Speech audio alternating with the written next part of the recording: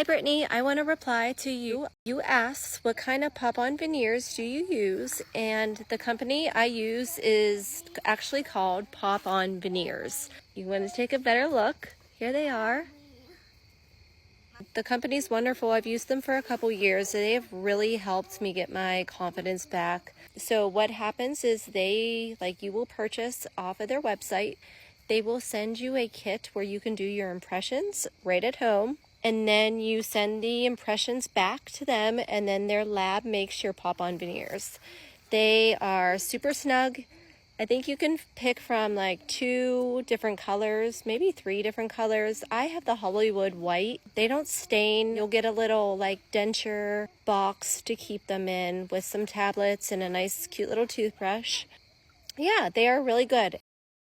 So if you look them up here, I can tag them also on this video, but it's called Pop-on Veneers. Sorry, I got cut off, but I hope that helps. Pop-on Veneers, look them up here.